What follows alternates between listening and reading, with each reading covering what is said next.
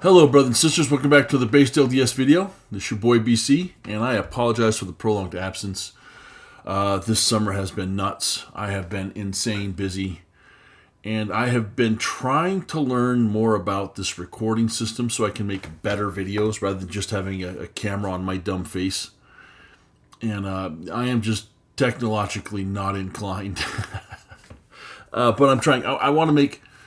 I want to incorporate better video, better slide, and I have trouble just doing that. And I found in trying to learn that, as well as keeping up the schedule with the family and work that I have not done a video in a month, and so I apologize. I do intend. I'm back with the first video today, and I will be finishing the first Vision videos in the next 4 or 5 days. And then we'll move on to some other stuff. But I want to start with another response video. And it's one of the first response videos I did. Was to Mormon Rescue. And folks, Mormon Rescue's back. I did one video on one of his videos about the temple endowment. And wow, the people that follow this guy really love him. And I'm sure they're all plagued by the same doubts, have many of the same questions. And I wanted to look back at the video he did because I got so much response from from many of his subscribers. And he had deleted his channel, just gone. And I found it again. He put some new videos up, starting about a month ago. And I found his new videos about a week and a half ago. And I have no doubt that Matt is his name with Mormon Rescue is a very sincere gentleman. I have no doubt that he honestly feels a great deal of pain. At the end of this video we're about to watch and review, respond to, you will hear his voice break with sorrow. And so my heart goes out to him. To him and to others like him that are faced with questions they can't seem to overcome. And I'm going to do this. I'm not going to do a lot of answering to his questions. And the reason is simple. It's that... No, you know what? Let's hold on for this till the end. But we're going to listen to his questions. And I'm going to make some comments throughout. And then we're going to wrap this up. And so just, Matt... I hope you find some peace, man. I hope your subscribers that are going through your issues or similar issues, that they find some peace. I hope that you all find God and come back to the church or can exercise the faith necessary to just, like Alma says, Alma 32, give it a try. That's not the exact quote, but you know what I'm talking about. So here we go.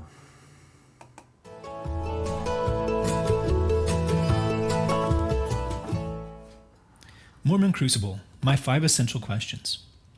Next week marks 4 months that I've been on this journey of asking my questions about the gospel and making personal videos about them. It's been an intensely personal journey that has helped me to grow and understand and begin to make some sense of my confusing world. As I mentioned in my first video, I was born and raised in the church, from generations of pioneers and faithful members, and I'm a member of the church today. I have many friends and family in the church whom I love and admire greatly. The church has been the largest part of my life since the day of my birth, and most importantly of all, has blessed my life with the Book of Mormon, which has allowed me to learn of Jesus Christ and his gospel. This is something for which I will be forever grateful. However, over time, as I read the Book of Mormon and pray, I have begun to see many things that don't make sense in the church, and not just little things. things that affect my entire understanding of Jesus Christ. I first tried to put off these questions, but I also wanted to be honest with myself, and I want to be honest with the people whom I love, who have similar questions. There are many members I love who have lost their faith in Jesus Christ because they have run into similar questions I have about the church, but couldn't find good answers. My heart breaks for them, and I long to help. Now let me say that right offhand. He is right. A lot of people come across questions. They can't find the answers and they crumble. One of the things, though, that kind of stands as a paradox to me, because I have questions. And I came across many of the same questions that he has. And I don't find hardcore answers. I don't find simple black and white answers. But there's some difference. There's some, let's call it a paradox, shall we? That some of us can still look at those questions and be like, but I believe. And others are like, I can't go on. This is too much. So I think this is one of those things that we all grapple with. What is it that allows some of us to hold on? And what is it that forces others to let go or to look elsewhere? These desires to find answers and help my loved ones led me to start this channel as a way for me to explore and research and synthesize the truth that I find about Christ that is written in the Book of Mormon. I never dreamed. Now let me say this. I have not watched a lot of Matt's videos on the previous version of his channel. I watched maybe 3 or 4.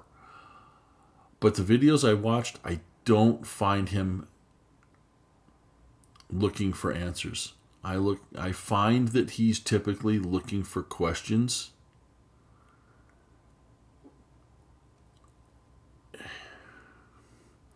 And not willing to accept what's in front of him at times. Maybe that'll become more clear as we go on with this. So many people would find my little channel and be willing to engage with my questions and discoveries. Thank you. It means so much to me. I know personally that the feeling of being alone in the church with questions is such a heavy thing. Interacting with each of you has given me strength and hope. I'm not someone who has all the answers. I don't pretend to be a leader or anything like that, nor do I ever wish to be. I have not heard a voice or seen an angel calling me to do this channel, but I have felt inspired, led, and guided in my own simple way, and those experiences have brought me as close to God as I believe I ever have been. I haven't tried to start an organization or a movement with this channel, and I have never received a single penny for any of my efforts. I believe in my heart that my intentions have been honest. And so I was saddened this week to be called into a meeting with my local leaders where... Now, here's where I start to see what in my opinion, is Matt's problem. Because again, he's voicing questions. And the one video I did, I remember I was like, what is this guy saying in priesthood? What is this guy saying at the pulpit? What is this guy? Because he's holding these doubts and these questions that to me are poison. To an extent. And I'm like, and if this is what he's saying in his channel, what's he doing in church? What's he after, So I want you to hear how he sets up the beginning of his video here. The framing for how he views the church. Among other things, I was required to take down the questions in my videos as a condition of my standing among my friends and family as a member of the church. I don't know what I thought would happen by asking my questions in the first place. I guess deep down, I hoped that the church would someday begin being honest and start answering these questions. I guess deep down, I thought the church would start being honest. He's already come to a conclusion about the church. He's drawn his conclusion about what he's going to get. That these are dishonest people that are acting in a certain way that he does not agree with. This comes back, and yeah, you guys aren't going to like it, but this comes back to the antichrists in the Book of Mormon, right? Korihor, Nehor, and I forget the other guy's name, but you exercise unrighteous dominion, you force this people to, you lead them on with the lies, you know not, you get the idea, right? You remember, I did a video on that. He starts off with that same framing. How naive of me. I learned in a very difficult way this week that the church is not interested in sincerely answering my specific questions. Instead, I am requested to sustain the prophet by removing them. In weighing my options, my greatest desire is to be true to God and His will for me. As I pray and read the scriptures, I don't feel God being critical of my questions. I honestly feel that He is the one guiding me to see these questions as I read His Book of Mormon. Because my video... Now, I do want to say this. This is going to be some of the problem I have with this video. I don't know that Matt knows much more about the scriptures. I don't think he understands the Bible. I don't think he understands the Book of Mormon. I do think he has a very strong testimony of the Book of Mormon. I absolutely do. I absolutely believe he believes it is 100% the Word of God. But that does not mean that he understands it. And so, Matt, we're going to let you ask your questions. And then I'm going to ask you questions. And boy, if you can't answer them, maybe I'll just decide that you're being dishonest. Like you're assuming the brethren and the stake president and bishop or whoever you are meeting with is. Okay, that'd be an uncharitable view. But I hope that my questions will give you some food for thought or some reason to ponder a little bit more deeply about some of your issues. Because you're very limited in your thinking on this. And again, I'm not going to give answers. And there's a reason for this, but I will ask you follow-up questions to your questions. Videos are the object of contention with the leaders. I've taken them down for the time being as I decide what is best for everyone involved, especially my loved ones. However, I told my leaders that I wish to be allowed to formulate my 5 most essential questions, and I will do that in good faith here. These 5 essential questions to me are at the heart of my understanding of Jesus Christ. If I can truly know Him, then I can begin my journey to come unto Him. How can I serve a God I do not know? And with all of the confusion coming from the church about who Christ really is, it makes it hard for a sincere person to come unto Him. I believe the true answers to these questions could help me and maybe others come unto Christ. So here they are. Let's pay attention to framing. Question number 1. Is Jesus Christ a God of pure equality or a God of inequality? Notice there's a binary here. It's got to be one or the other. If He is a God of equality, how can I believe the doctrine of polygamy is something commanded by Him? How can I believe that Jesus denied blacks the priesthood and temple blessings for over 150 years solely based on their ethnicity? How can I believe that Jesus instituted our system of hierarchies where select people are over other people instead of everyone being exactly equal? Question number 2. All right. These 3 questions he's going to come back to. But you notice it all has to do with the exercise of power. Men exercising power over women through polygamy. Whites exercising superiority of race over blacks by not allowing them to have the priesthood. General authorities exercising power over the lay membership of the church. And yeah, we'll get into that from here. But you see, it's the binary, and it all circles back to power. An exercise of power. So we'll get back into these 3 questions because he's going to go into these over and over again throughout this video. These 3, women, blacks, and authority by the church leaders. Here we go. Is Jesus Christ someone who is incapable of lying or changing? Or does he condone deceit and change? And again, there's a binary. Is it truth or is it lies and change? And I like how the lies and the change are linked together.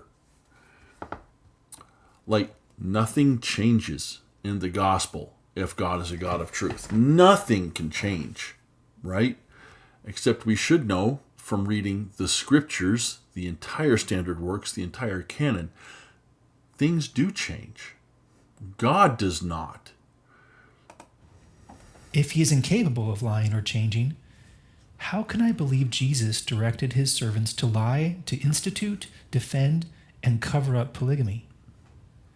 How can I believe that Jesus is the author of the many contradictions between the Book of Mormon and the Doctrine and Covenants, such as Jacob 2:24, "Behold, David and Solomon truly had many wives and concubines, which thing was abominable before me, saith the Lord," and D&C 132:39, "David's wives and concubines were given unto him of me." How can I justify in my mind that Jesus inspired the well-known and documented alterations to sections of the Doctrine and Covenants, as well as changes to official church history and even to Joseph Smith's own journals? How can I honestly believe Jesus is the original author of the ever-changing endowment ritual, with changing covenants, changing oaths, changing tokens, and changing teachings? All right, and you see, he comes back to polygamy. He comes back to authority. Who's right to say that there should be changes in this? Who's right to say that there should be problems with polygamy? That polygamy should exist because the scriptures say one thing. And again, I don't think he's understanding the scriptures. I think he's very converted to the Book of Mormon, but he does not understand the Bible, the Doctrine and Covenants, or the Pearl of Great Price. And we could talk, I'm not going to get into the changes to the Doctrine and Covenants because they don't matter. The changes don't matter. They don't. Because you come back to one simple question. We'll come back to this question in a bit. Question number 3. Was the gospel and doctrine that Jesus Christ established in the Book of Mormon truly full and everlasting as he said, or was it incomplete and subject to modification? And here we go again. There's a binary, full and everlasting or incomplete. It's not that there can be a third option or that there might be other ideas or meanings. In the testimony of Joseph Smith in the introduction of the Book of Mormon, Joseph testified, "Moroni said there was a book deposited, written upon gold plates, giving an account of the former inhabitants of this continent and the source from whence they sprang. He also said that the fullness of the everlasting gospel was contained in it, as delivered by the Savior to the ancient inhabitants." Matt, here's my first question. What is the gospel? What is the gospel? The gospel is Greek for good news. What is the good news? What is meant by fullness? Does full mean that everything is in it? I mean, one particular example might be that at the end of the Gospel of John, and this is not all the sayings of Jesus, for the world could not hold them all. Jesus taught more. He said more than is contained in the Gospels. At the beginning of Acts, the resurrected Christ is with the disciples for 40 days, teaching them. What did he teach them?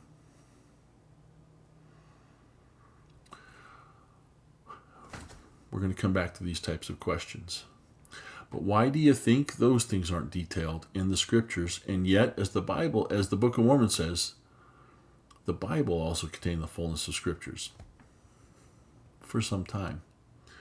Then keep in mind also that the book writers, I think it was Mormon, possibly Mormon, but I think it was Mormon. And again, I can't look up, and let me disclaimer here, the churchofjesuschrist.org, I can log into it, but when I try and pull up the scriptures, I'm getting an error. So I can't refer back to the scriptures. And I'm not going to read my handheld because you can't see it. But think about these things. There are other places in the scriptures that go along with the things the church teaches. and the things we state. We are a scriptural religion. To those ancient inhabitants in 3rd Nephi, Jesus personally taught his simple and clear gospel, and then said, Verily, verily, I say unto you that this is my doctrine. And whoso shall declare more or less than this, and establish it for my doctrine, the same cometh of evil. How can I believe Jesus would now add additional doctrines, when he was so clear about the matter? How can I convince myself that he would create additional doctrines that are the very definition of transgressions? What is a doctrine, Matthew? Do doctrines vary? Are there types of doctrine? What's the difference between doctrine and policy? What's the difference between doctrine and practice? What's the difference between practice and teaching? What's the difference between milk and meat? How would the gospel apply in terms of milk and meat? Question number 4. Is Jesus Christ a God of freedom or a God of bondage? And again, the binary. And again, we're going to see that this links directly to prophets keeping the people under a yoke of bondage as claimed by the antichrists. If he is a God of freedom, how can I believe Jesus requires the swearing of violent oaths in the temple as a requirement for salvation and exaltation? Matt, is it possible that similar oaths were kept in the Old and New Testament? Is it possible that there's a record of similar types of oaths? That it wasn't a threat of violence, it was a threat of, is it possible that it's not a threat of violence and death, but a statement of understanding that there would be consequences for the violation of oaths and covenants? Is it possible, as we talk about temple changing, the ordinances, the oaths, is it possible that with time we adapt the message so that more people may partake in temple ordinances, so that greater understanding is what's sought for? Because keep in mind, we do, at certain points in the temple ceremony, still abide and acknowledge the fact that damnation is a possibility for the breaking of our covenants in the hardest way. How can I reconcile that Jesus requires the ritual of sustaining the leaders, something he personally never did, and swearing oaths of obedience to them in the temple? This may be me. I don't remember swearing an oath of obedience to a prophet. I know that at General Conference I make a pledge to sustain, because isn't that what people should do for their prophets? Just like Joshua and Caleb did for Moses, when Moses was told to keep his hands up and he would support Israel. But if Moses' hands faltered, and so Joshua and Caleb came and they were his support. They sustained him throughout his ordeal, just as various other people did to sustain the prophets, to abide by their counsel. Is it possible we're not swearing an oath to a prophet, but we are promising to uphold the prophet who's a mouthpiece of God? How can I believe Jesus is the author of the current law of tithing, which brings the poor into bondage and uses their money to pay the salaries of the rich, to build luxurious buildings, and to invest billions in stock funds? Is it possible that the widow's mite is the greatest sacrifice of all? Is it possible that not everyone pays equally into tithing? and that those who pay more are also funding the efforts in areas where the church is operating where they don't pay as much due to financial conditions, where they still pay, but it would not be enough to support the operations of the church as far as missionary, building, goodwill services, charities, that the Americans or Europeans can pay to support the efforts in South America or Africa, where the church is new and growing. There's a great video I'll be putting out later by an ex-Mormon who's very critical of the church, has left the church, but he makes an excellent case for the church being on the up and up as far as what they're doing with the money. And again, is it not possible that we don't sacrifice bulls and rams and doves anymore? That perhaps the sacrifice of a broken heart and a contrite spirit might appear in other forms. Is that possible? Is it possible then that that requirement would be made and asked of all, that their faith might grow as a result of their sacrifice? Or is it that the sacrifice is meaningless to you and church should just be a place where we all come together, sing Kumbaya? Why would the Lord require sacrifice? He's always asked for it. He's always required it. But the mode of sacrifice has changed. Is that possible? And question number 5. Is Jesus Christ a God of miracles? Or does he have no power to do miracles today? And this is the one where you're going to see Matt's sincerity and his heartbreak. And I feel for him on this. I do. I feel for anyone going through any of these conditions or other conditions that Matt's going to describe. If he is a God of miracles, why can I not find evidence of Jesus' glorious miracles today?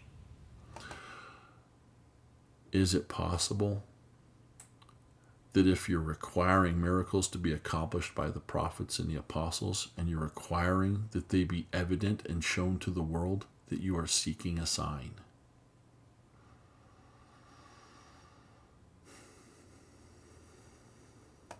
In 4 Nephi 1:5, it says of his 12 true disciples, "And there were great and marvelous works wrought by the disciples of Jesus, insomuch that they did heal the sick, and raise the dead, and cause the lame to walk, and the blind to receive their sight."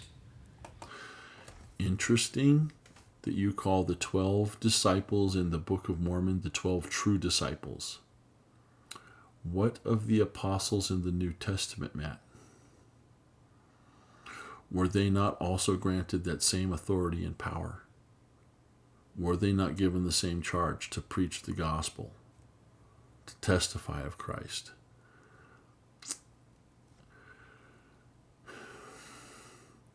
Is it possible that part of that calling was also to be a leader in the church, to exercise some form of authority and provide a hierarchy whereby the church might function, just as the disciples in the New World did, starting in 3 Nephi and continuing on to 4 Nephi? If such apostles or disciples exist today, my family needs them desperately because we have 6 blind and dying innocent loved ones who need the power of Christ to heal them. But if there isn't the power to heal in our church today, how can I believe the current leaders are called and empowered by Jesus?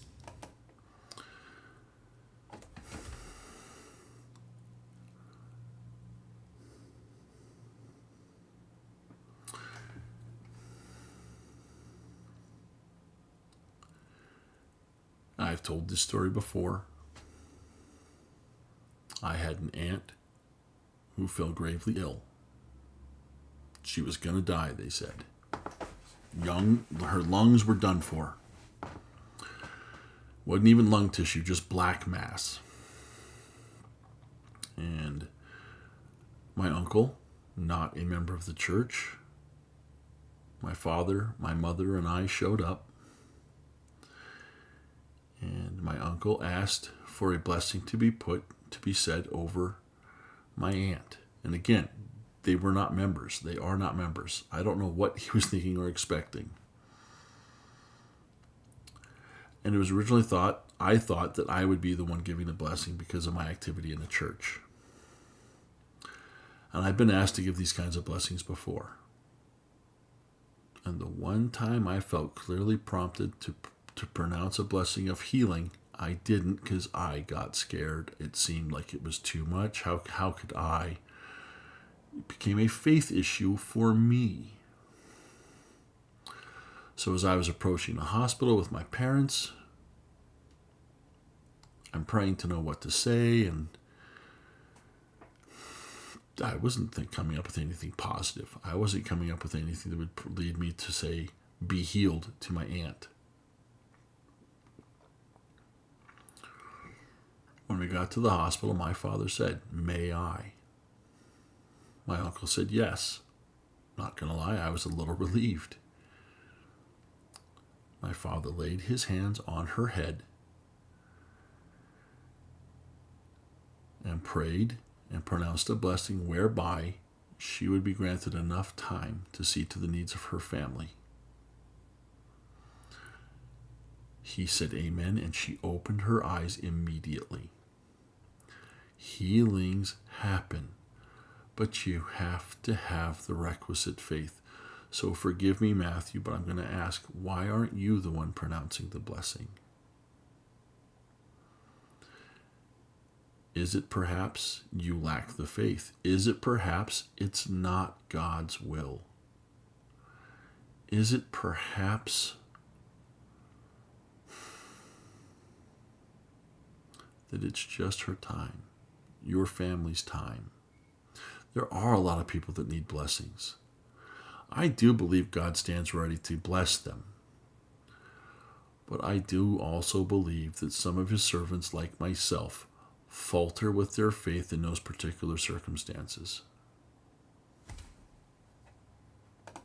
As Moroni prophesied, has the day of miracles ceased? No, they have not ceased. I just said so. These things have ceased, woe be unto the children of men. And again, you can hear his voice break here. I do feel for him. I am so sorry. And I hope you can find some peace and comfort. But the question is not just, don't these guys have power? Why can't they come heal? There's more to it than that. And that's evident in the scriptures. For it is because of unbelief, and all is vain. Is everything vain that we are doing in the church today?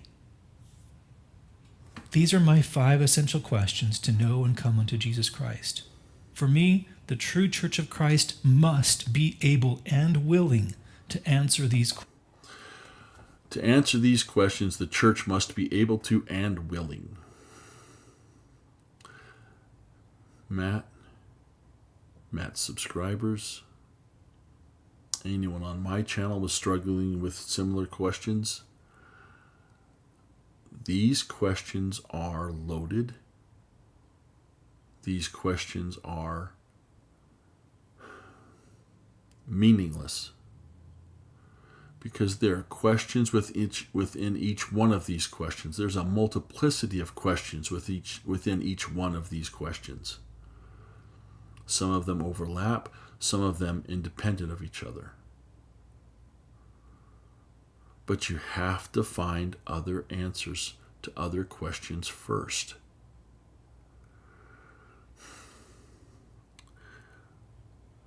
Why do men exercise authority, and why did they start polygamy in the church? Why do we hate women, in other words, right? Would a people who hate women, once they're in their own place, the territory of Utah, and they're practicing polygamy, why would they send women? Why would they call women as leaders in the church for Relief Society and other things, and have them attend conferences to fight for women to be able to vote, express their opinion, exercise their right of conscience, and participate in the sacred activity of voting? Would a church who really hated women, who felt they had to oppress them through polygamy, then say, go, get the vote, let the world know? Is that the action of a church that hates women, that pushes for inequality? Would those same women go to D.C. and attend these suffragette conventions and testify of the church? Testify of the practice of polygamy as a righteous act? There's no man there to control them. There's no man there to tell them what to do. Belva Lockwood, non-Mormon, suffragette, fought for the rights of Mormon women to be able to practice polygamy if they wanted. Didn't agree with the practice, but because of what she found at these suffragette conventions, said, hey, you do you. I respect your right to make these choices.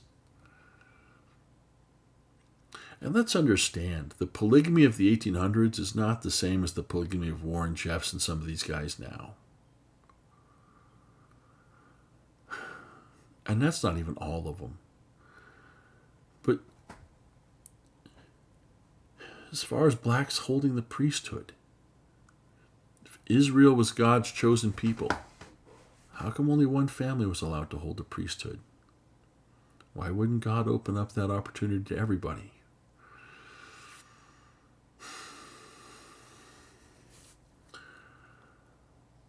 Why did God come to the Jews first and then open up the gospel to the whole world?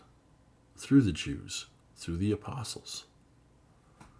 Why wouldn't he make the gospel available to everybody the moment he stepped foot on earth?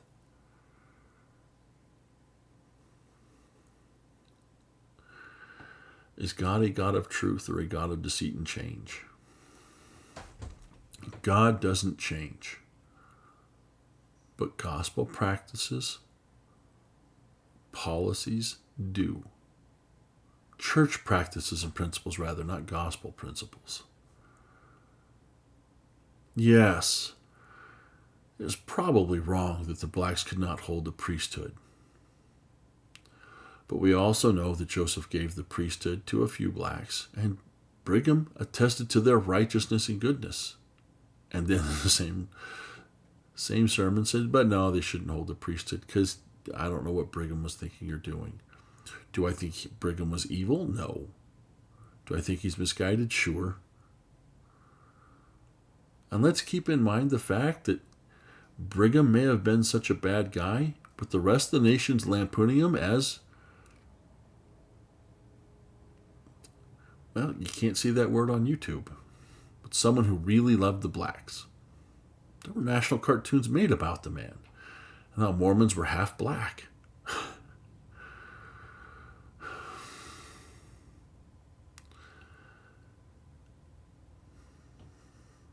Why was the gospel made available? If the gospel doesn't change, how come Peter had a vision, then opened it up to the Gentiles? Bond and free, black and white, male and female. There was a change in policy and direction there. But I don't see you having a problem with those things. Is Christ's gospel in the Book of Mormon full and everlasting? Well, and again, what's your definition of full? What's your definition of everlasting? We've just proved that things change. Is it everlasting if it changes? Or is it that there's a core principle that makes it everlasting but also adaptable and flexible? Is it that God's a God of flexibility and adaptation? Is Jesus Christ a God of freedom or of control and of bondage? You might have problems sustaining and upholding the brethren. Okay. You might not agree that there should be anyone to uphold and sustain.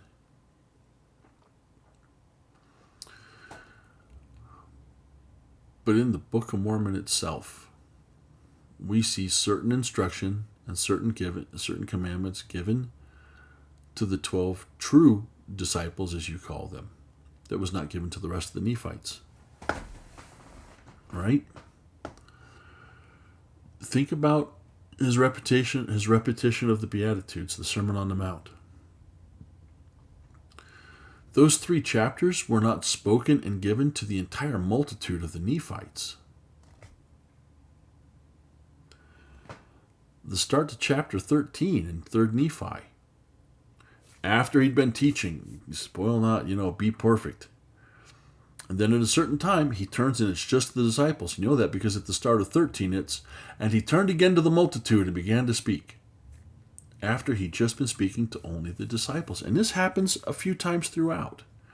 And it's rough to know where the transition is, because then all of a sudden you hear, and then Jesus turned back to the multitude after he got done speaking with the disciples. Why would he give them special instruction? Why does it seem the apostles received special instruction in Acts chapter 1? Why wouldn't our prophets receive special instruction? Why wouldn't we be asked to support them and sustain them and recognize them as authorities? Let's keep in mind when there was a paying of tithes in the New Testament. What were their names? Sapphira and her husband, I forget. But they sold what they had, they brought it to Peter, and the husband lied. Because the husband and wife kept back a certain portion of the money. Why would they be giving their proceeds to the church if Peter and the church did not have authority to receive them? Why, when they lied about it, would Peter be able to search them out and then they died? Because of a stricken conscience, it seemed. A curse, perhaps. Why would Moses pronounce a cursing and a blessing on the obedient and disobedient, on those who would follow the dictates of their leaders and God? God's always had a hierarchy. You say you're going to say that you're looking for messengers. Are not the messengers subject to God, and then we subject to the messengers and being held accountable for the message we're going to receive? You want additional light and knowledge. That's a temple principle. That's a principle for today. We're all supposed to be praying for more light and knowledge and then doing. But what are you looking for? What do you really want? Are you really open to revelation? Or are you closed to it now because you believe you have enough and you see things a certain way that tells you, I don't need Joseph Smith and the prophets? Because in later videos, I'm not even sure you support Joseph Smith anymore. I think you're like, Joseph Smith was a prophet till the Book of Mormon, and sometime after that, he fell off. I could be wrong, because it's not clear. But that's just me. And again, the miracles. Are you looking for signs? And we all know what the Lord taught about sign seekers. Questions. I personally believe in the Jesus Christ of the Book of Mormon with all my heart. I believe that the Book of Mormon contains the fullness of Christ's everlasting gospel and is the most correct book on earth. I am searching for true messengers from Christ who teach of him as he truly is and who practice what he taught and who possess his power to work miracles.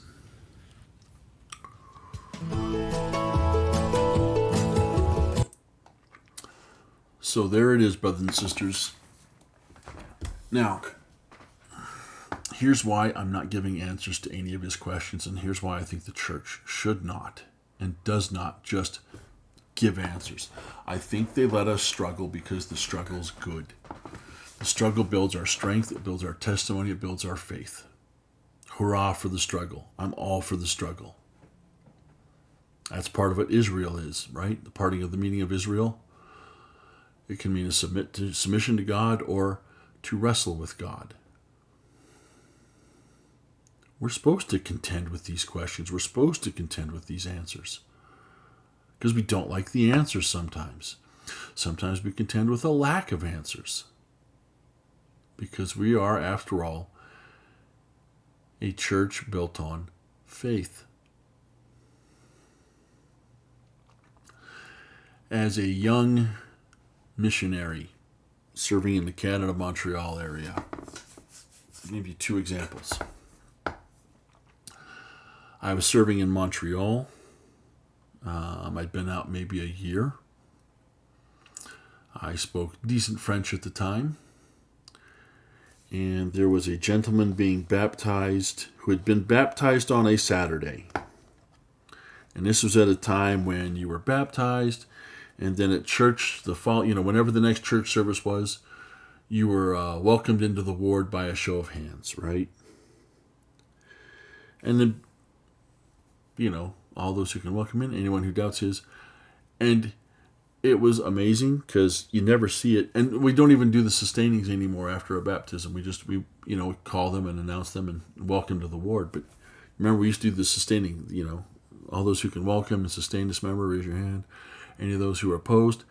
And this man who had been baptized on a Saturday opposed his baptism less than 24 hours later. And I don't remember who the sister missionaries were, but they were just shocked. Because he opposed himself, and then he got up and walked out of the chapel. And the sister missionaries are following him and trying to figure out what his problem was. Now, in Canada, in Montreal, at the time, there was one English ward, one French ward, and I think like 2, maybe 3 Spanish wards, or like 2 Spanish wards and a branch. A lot of Spanish speaking. And so when you served in Montreal, there'd be a ton of missionaries at every church service because you're there with somebody. And you would go to French and English services. In my case, I never went to Spanish because I was not a Spanish-speaking missionary. But these sisters were just shocked. They were blown away. Like, what in the world happened to this guy? And I think I was a district leader. I think I was a district leader. But either way, I spoke good French. And the sister missionaries are like, he's just telling us that he's found out the church is scripturally untrue and the foundation's cracked, and we don't know what he means by the foundation. Brother, Elder Cartwright, can you talk to him? And I'm like, hey, and I spent a few minutes with him. And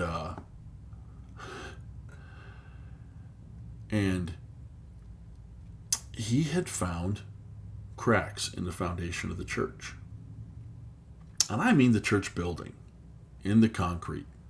And not even the church building, because there was a parking lot, and then for some reason, there was a little channel dug between the parking lot and the church building. So they had put a little, just like a 5-foot walkover bridge between a parking lot and the church building. So when you got out of the parking lot, you had to cross one of 2 bridges, and then you'd walk into the church through the doors. And there was cracked concrete. And I'm like, yeah.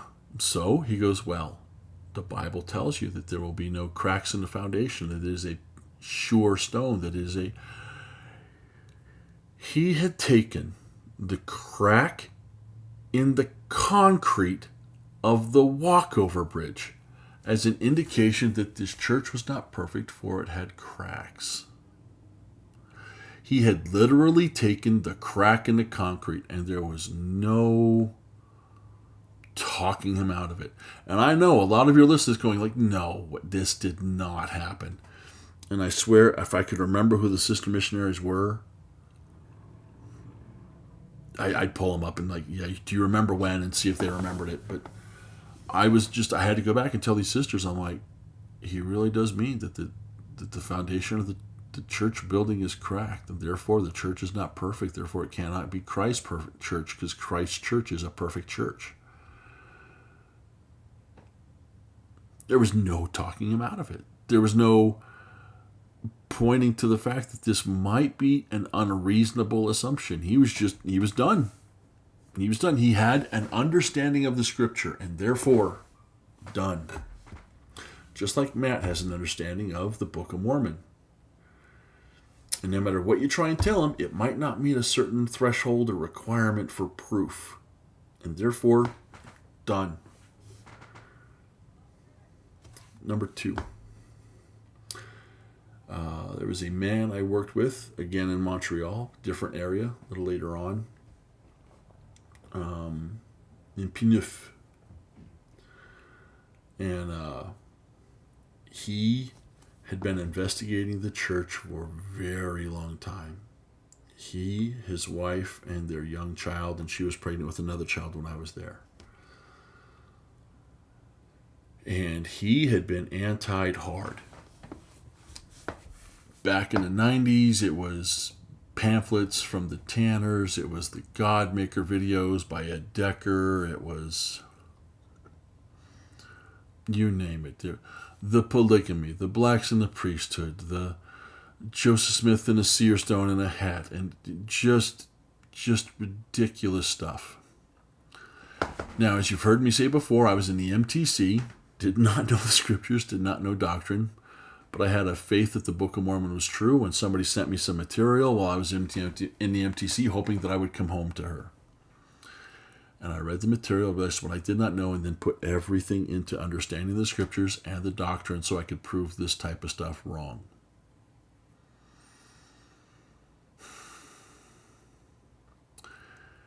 And so when I met this man, we'll call him D. When I met D and his family, I knew what he was looking at. The other missionaries had not read or been exposed to this stuff before. They're 19-year-old kids. I read the stuff. I knew about it.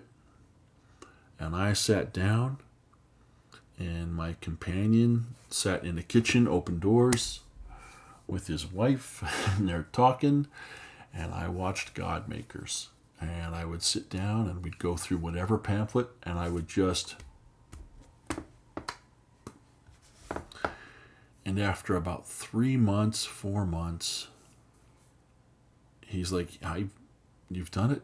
I've got no more questions. I don't really have any doubts. I think I'm finally ready to be baptized. And I'm like, all right. I sat down and did everything I could to debunk all of his worries and concerns, and he finally got baptized. And we're in the changing room afterward. And I'm like, so, how you doing? And he's like, I feel great. Wow, I feel the Spirit so strong. I know this is the right move. I know this is God's church. I know. And he's bearing testimony to me in the changing room while we're getting out of our wet baptismal clothes and into our dry street clothes, right? Before his confirmation.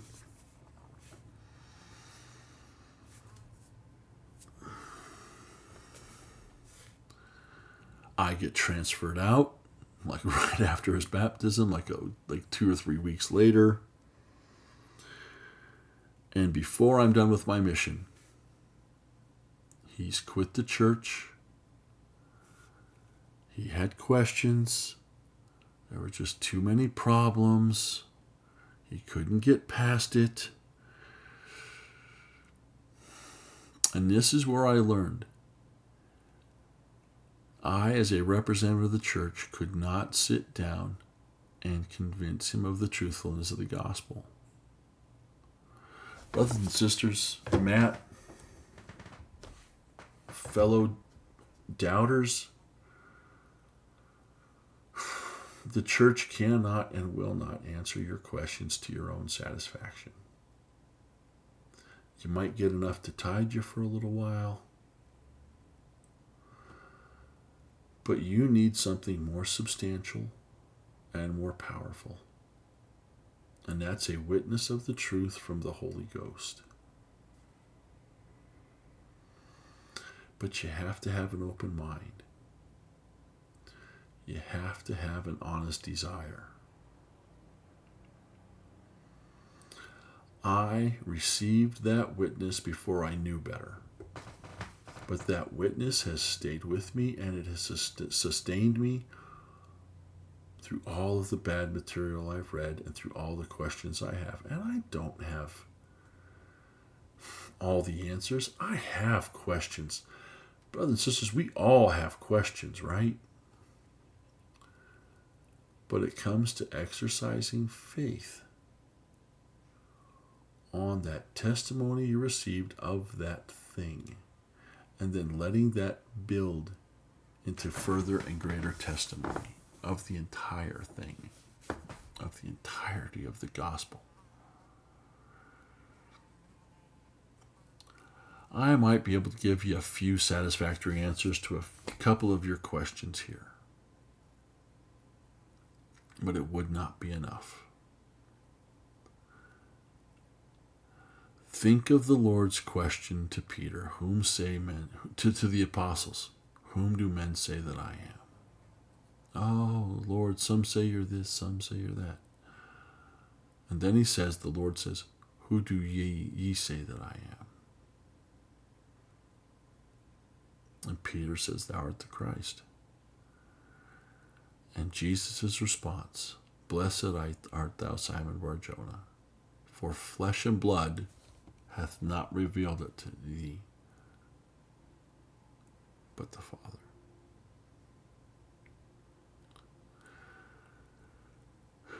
You need the Holy Ghost. You need revelation. And you need to trust and place faith in that revelation and let it build.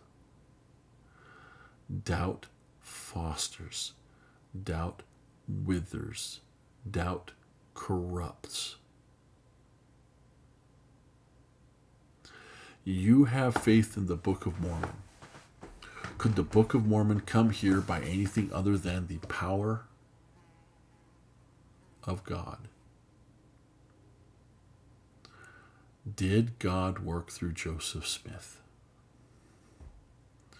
Was therefore Joseph Smith called as a prophet to perform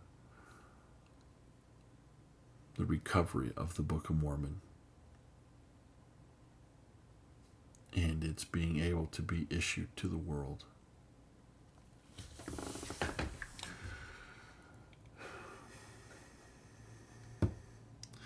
Those are the things we need to think about. Those are the things we need to hold on to. And when you get an answer, when you get a testimony in a thing, and when you feel the Spirit working in you, and you're still working on other questions, you can have faith knowing that the Spirit working in you is the sign you're on the right track and you're doing the right thing. And that answers will eventually come. But you may be getting answers to things that are not the questions you're asking. I do not believe the church has problems with questions. I believe that's a fallacy. For all you people that say the church is afraid of questions, I think you are foolish and short-sighted. The church has problems with how questions are asked and what the nature of the question is and the source from whence it comes. I have questions. I've never been chastised for my questions because it's coming from a place of faith and not a place of poison. So Matt, I please beg you to reconsider where you're coming from. Reconsider some of your preconceived notions. Those of you that have that same problem, please keep praying and keep reading the entirety of your scriptures.